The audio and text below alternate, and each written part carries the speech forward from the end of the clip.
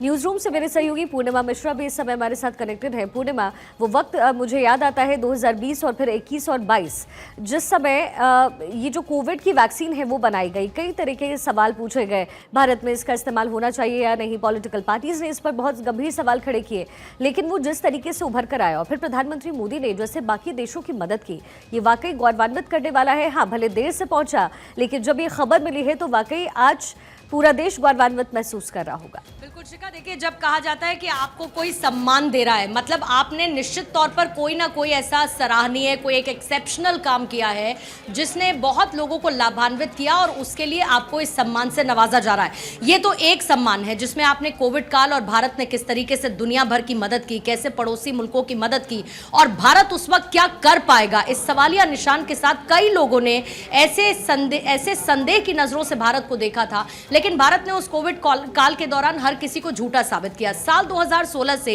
प्रधानमंत्री मोदी को जो सम्मान देने का सिलसिला शुरू हुआ, जिसकी शुरुआत सऊदी अरब ने की। अभी आप रशिया याद कर लीजिए, जब प्रधानमंत्री मोदी गए थे, और उससे पहले भी सिलसिलेवार तरीके से 14 बार से ज्यादा ऐसा हो चुका है जब प्रधानमंत्री मोदी को सर्वोच्च पुरस्कार से अलग अलग देशों ने नवाजा हो, उनको सम्मानित किया हो। क्योंकि आपने कोविड काल और उस दौरान चुनौतियां और उस दौरान उठाए गए सवालों का जिक्र किया शिखा, तो ये हम सब जानते हैं कि किस तरीके से पूरी दुनिया उस वक्त कोविड काल से ग्रसित थी।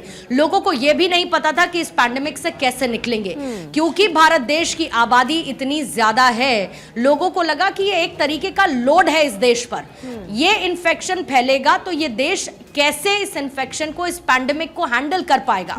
लेकिन भारत को यह पता था कि जब कोई आपकी मदद नहीं करता तो आपको खुद की मदद के लिए स्वयं खड़ा होना पड़ता है। भारत ने न सिर्फ ये सोचा, करके दिखाया, बल्कि ये भी तय किया। जब प्रधानमंत्री नरेंद्र मोदी कहते हैं कि पूरा का पूरा प्लैनेट एक परिवार है, the planet is the family, और इसी बात को ध्यान में रखते हुए प्रधानमंत्री ने देश के साथ साथ दुनिया के अलग अलग देशों तक मदद पहुंचाई।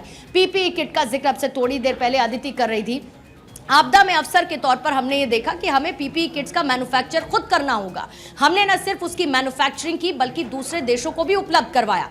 हमने ये भी मेक श्योर किया कि हम वैक्सीन कम समय में, ये कैसी उपलब्धि थी शिखा जिसको शायद सोचना और सोच के कर पाना, इसीलिए कहते हैं स्काई इज द लिमिट। आपने जब बड़ा सोच लिया है तो आप उसको कर भी दिखाएंगे, और यही उस कोविड काल के दौरान हुआ जब भारत इस निष्कर्ष पर पहुंचा कि हमें अपनी मदद स्वयं करनी होगी और हमें एक बहुत कम अवधि में उस वैक्सीन का निर्माण करना होगा, उस वैक्सीन को सृजित करना होगा।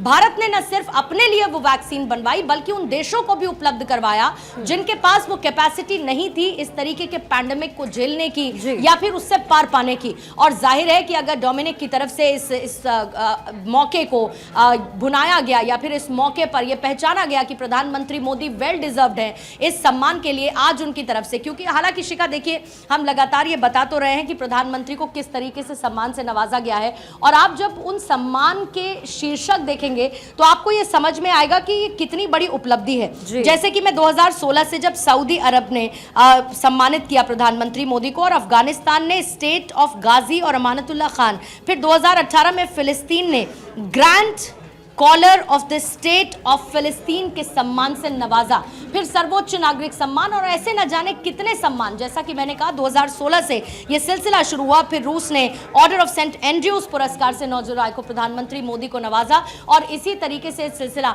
आप ये सोचिए कि किसी एक भारतीय के लिए कितना गौरवान्वित क्षण हो सकता है जब ये पता हो कि आपके देश को लीड करने वाला लीडर अलग अलग दुनिया के देशों में सम्मानित किया जा रहा है। जाहिर बात है कि हम सबके लिए ये बहुत खुशी की बात है, प्रेरणादायक है कि कैसे भारत देश आगे बढ़ रहा है, और भारत की धमक कितनी मजबूत है कि हम जो करते हैं उसकी सराहना पूरी दुनिया में होती है, और पूरी दुनिया उसको सम्मान के तौर पर जब प्रधानमंत्री मोदी को देती है तो ऐसा लगता है कि यह पुरस्कार आपके और मेरे घर में आया है। यह प्रधानमंत्री नरेंद्र मोदी को सिर्फ अकेले नहीं मिला है, यह 140 करोड़ भारतीयों का पुरस्कार है, और उस देश को लीड करने वाली एक शख्सियत है जो कि ना सिर्फ ग्लोबल रैंकिंग में टॉप पर है।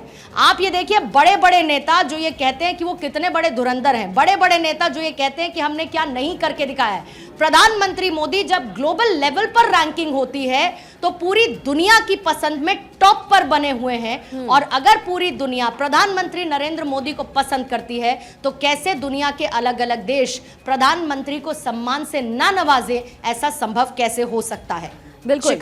और पूर्णिमा, सबसे बड़ी बात यह है कि स्वास्थ्य का क्षेत्र हो या फिर रक्षा का क्षेत्र हो, वो समय बहुत पहले था और ये वो वक्त बीत चुका है जब आयात निर्यात का खेल होता था और हम सिर्फ आयात कर पाते थे, निर्यात में हम पीछे रह जाते थे।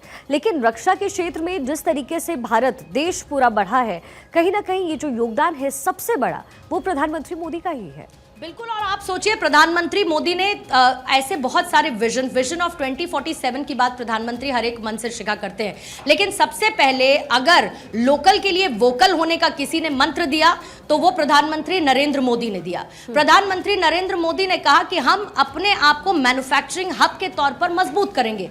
प्रधानमंत्री मोदी ने मेक इन इंडिया का नारा दिया और उसके बाद ये मेक श्योर किया कि हम दूसरे देशों पर अपनी निर्भरता को कम करें, जिसका रीसेंट एग्जाम्पल आप तेल के तौर पर देखिए। हम किस तरीके से जो मिडिल ईस्ट कंट्रीज थी उन पर तेल को लेकर निर्भर रहते थे।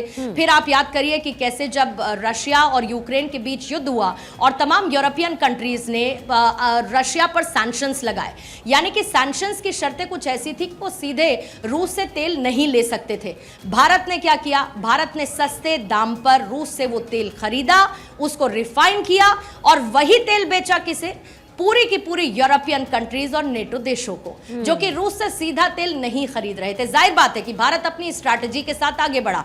भारत ने अपनी स्थिति को तो मजबूत किया ही, रशिया को भी इन सैंक्शंस का कोई प्रभाव नहीं पड़ने दिया। रूस तो दोस्त है भारत का, और इसके साथ साथ तमाम पड़ोसी मुल्क जिनको भारत लगातार मदद करता रहा है। फिर उसके बाद इसके साथ साथ सेमीकंडक्टर के क्षेत्र में अलग अलग ऐसे क्षेत्र जहां पर प्रधानमंत्री मोदी ने तय किया कि हमें अपनी मैन्युफैक्चरिंग को मजबूत करना होगा। जो हमारी लेबर फोर्स है वो इतनी ज्यादा मजबूत है कि हमें उसका बेहतर इस्तेमाल करना होगा। इसीलिए उस लेबर फोर्स को, जिसको भले ही तमाम देश कहे कि अरे भारत की आबादी तो इतनी ज्यादा है, भारत की आबादी तो उनके ऊपर एक लायबिलिटी है, लेकिन प्रधानमंत्री मोदी ने तय किया कि दुनिया इसको भले ही लायबिलिटी कहे, लेकिन हम इसको एक एसेट के तौर पर इस्तेमाल करेंगे। और इसी एसेट के तौर पर भारत की पॉपुलेशन को न सिर्फ एक मजबूत लेबर फोर्स के साथ साथ बल्कि एक मैन्युफैक्चरिंग हब बनाने के लिए अलग अलग छोटे यूनिट्स, बड़ी बड़ी फैक्ट्रीज, मिल्स, इसके साथ अलग अलग दुनिया के देशों से आता हुआ इन्वेस्टमेंट यहां पर रोजगार के अवसर पैदा करता गया। आपने डिफेंस और रक्षा क्षेत्र की बात की। हम हथियारों को लेकर बहुत सारी ऐसी कंट्रीज रहे जिन पर निर्भर रहे, और बहुत सारी यूरोपियन कंट्रीज से लेकर खुद रशिया के ऊपर हमारी सबसे ज्यादा निर्भरता थी। लेकिन हमने क्या किया? हमने अपनी तकनीक को साझा करने के साथ साथ हमने मेक श्योर किया कि हम यहीं पर हथियारों को बनाएंगे, हम यही भारत देश में हथियारों का निर्माण करेंगे। उससे दो फायदे होंगे, एक तो हमारी कॉस्ट कम होगी और दूसरा हम यहां पर मेड इन इंडिया के तहत, हम मेक इन इंडिया के तहत इसमें आगे बढ़ेंगे और दूसरे देशों पर हम अपनी निर्भरता को कम करेंगे। जाहिर बात है कि जब आपको किसी दूसरे देश पर निर्भरता है ही नहीं, आप अपने आप में इतने सक्षम हैं, तो आप स्टैंड आउट भी कर सकते हैं। आपको किसी की जरूरत है ही नहीं तो कोई आपकी तरफ आंखें तरेर कर भी नहीं देख सकता है। और भारत ने यह पहले ही तय किया, प्रधानमंत्री नरेंद्र मोदी ने पहले ही तय किया कि कैसे हमें अपने आप को मजबूत करना है। देखिए शिखा, दूसरे देशों की मदद एक तरफ, ये भारत की नीति भी है और भारत की नीयत भी है कि हमें दूसरे देशों की मदद करनी है, लेकिन जाहिर बात है कि पहले खुद के घर को मजबूत करना होगा। भारत की फॉरेन पॉलिसी से लेके भारत के बॉर्डर्स को आप देखिए, हमने पहले उनको सिक्योर किया, भारत को आत्मनिर्भर बनाया। और खासतौर से कोविड काल के दौरान से जिस आत्मनिर्भर भारत की बात प्रधानमंत्री नरेंद्र मोदी करते थे, उसने स्टार्टअप्स के तौर पर एक बड़ा बूस्ट पकड़ा है। स्टार्टअप्स जिसने न सिर्फ लोगों को खुद में एक बिजनेस और एक एंटरप्रेन्योर बनने का मौका दिया, एक बिजनेस को एस्टैब्लिश करने का मौका दिया, लेकिन ठीक उसके नीचे रोजगार के उन अवसरों को सृजित किया जिसने बहुत सारे लोगों के लिए एम्प्लॉयमेंट जनरेट किया। जाहिर बात है कि एक तीर से 100 निशाने अगर मारना किसे कहते हैं, तो ये कोई अगर बता सकता है तो वो यही शख्सियत है जिनका नाम है प्रधानमंत्री नरेंद्र मोदी। बिल्कुल। और सबसे बड़ी बात यह है कि मदद करते हुए या फिर अपनी पैठ बनाते हुए अगर अपने देश के नींव को ना भूलना, ये सबसे बड़ी बात होती है। अगर अनाज की बात करें तो ये निर्यात हमेशा से होता रहा है पूर्णिमा, दूसरे देशों को कंट्रीज तक पहुंचता रहा, लेकिन अब श्री अन्न योजना के तहत ये जो अनाज है वो एक्सपोर्ट किया जा रहा है। अब जाहिर है जो नाम है वो भारत से जुड़ता है, और जब हम श्री कहते हैं और अन्न को उससे जोड़ते हैं तो कहीं ना कहीं भारत का नाम भी प्रख्यात होता है। आप याद करिए शिखा, किस तरीके से मिलेट्स को प्रधानमंत्री मोदी ने प्रमोट किया। प्रधानमंत्री जब दूसरे देशों में जाते हैं तो जो मेन्यू में उपलब्ध होता है वो मिलेट्स की वैरायटी होती है। हम अपने जीवन में आगे बढ़ते गए, जाहिर है बहुत सारी चीज़ें पीछे छूटती गई, लेकिन अभी भी जब हम अपने गांव में या अपने घर के बुजुर्गों के यहाँ पर जाते हैं तो अभी भी उन मिलेट्स का चलन बहुत ज़्यादा है। आज वो मिलेट्स भले ही फैशनेबल और आज की जेंजी कहे कि अरे ये तो नई चीज़ है, लेकिन हम सब ये जानते हैं कि मिलेट्स को किस तरीके से एक विश्व विख्यात पटल पर प्रधानमंत्री मोदी ने रखने का काम किया है। हम कृषि क्षेत्र से ताल्लुक रखते हैं, हम यहाँ पर खेती करते हैं, हम खेती खलिहान को ज़्यादा तवज्जो देते हैं और जाहिर बात है कि एग्रीकल्चर इंडस्ट्री के तौर पर भारत ने अपनी स्थिति को बहुत ज़्यादा मजबूत किया है। फार्मर्स को टेक्नो फ्रेंडली किया गया है और जाहिर है कि जब आप अपने फार्मर्स को मजबूत करेंगे, जब आप अपनी खेती खलिहानी को मजबूत करेंगे, जब आप अन्न की क्वालिटी को बेहतर करेंगे तो आप उस पूरे मार्केट में नंबर 1 प्लेयर के तौर पर होंगे, जहां पर शायद आपके साथ कुछ और प्लेयर्स खड़े हों। लेकिन आपको कैसे अलग करना है, कैसे आपको अपने खाद्यान्न की क्वालिटी को बेहतर करना है, और इसके लिए न सिर्फ पोर्टल बल्कि मोबाइल ऐप से लेके किसानों को जोड़ना, ये सब कुछ प्रधानमंत्री मोदी के विजन में हुआ है। जाहिर बात है कि जब हम बेसिक चीजों को मजबूत करेंगे तो हम बड़े रास्तों पर चलने के लिए तैयार होते हैं। हम ये देखते हैं कि कैसे हमारी लोकल चीज, जिसके लिए जब तक हम वोकल नहीं होंगे पूरा ग्लोबल उसके लिए वोकल नहीं होगा। और जाहिर बात है स्टेप बाय स्टेप प्रधानमंत्री की तरफ से शुरू की गई इन योजनाओं को मजबूती देने के साथ साथ ये मेक श्योर किया गया कि जिनको प्रधानमंत्री ने जिम्मेदारी दी उनके लिए डिलीवरी काउंट सबसे ज्यादा इंपॉर्टेंट हो। यानी कि सिर्फ कहने की बात नहीं है, करके दिखाने की बात है। और कहते हैं कि शिखा एक एक बूंद से घड़ा भरता है, और उसी तरीके से अलग अलग योजनाओं के साथ प्रधानमंत्री ने वो भारतनुमा घड़े को इतना ज्यादा मजबूत कर दिया है कि उसकी मिठास और उसकी महत्ता पूरी दुनिया आज की तारीख में जानती है। बिल्कुल पूर्णिमा, और इसलिए आज भारत यानी हमारा देश वैश्विक पटल पर शीर्ष पर चमकता हुआ नजर आ रहा है। पूर्णिमा, बहुत शुक्रिया।